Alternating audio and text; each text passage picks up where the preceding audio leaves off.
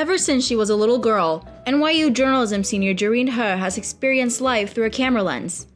So I actually first got interested into photography probably around 4 or 5 because my uncle is a professional photographer, and when I was around 5, and he asked me to pose for one of his photography projects he was doing.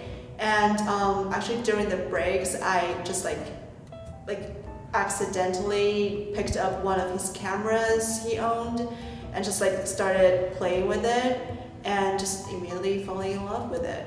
Yeah.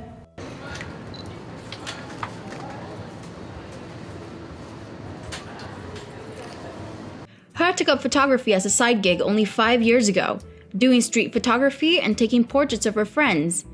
In 2016, she launched her own website. I just put all my photo works here and to being organized myself and also present my works to other people. Her showed me her first and one of her most valuable projects, set in a tea house in the small village of Chengdu, China.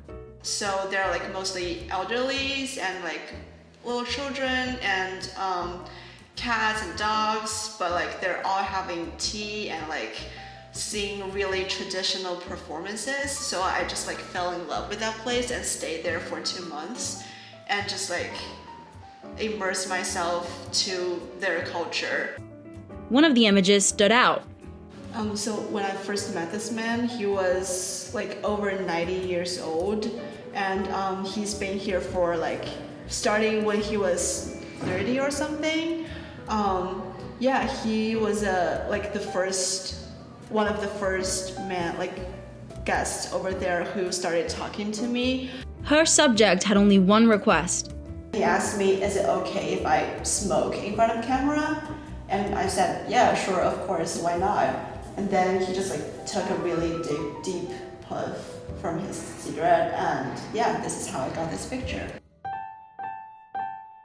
In her day-to-day life, Washington Square Park is a canvas for her. There are really interesting people here you can find in the park, people playing music and people dancing and playing hula loop, just like he did. Yeah, so it's my favorite photography spot, I guess. I wonder what's in store for her camera roll. Reporting from New York City, this is Maria Freire, NYU Journalism.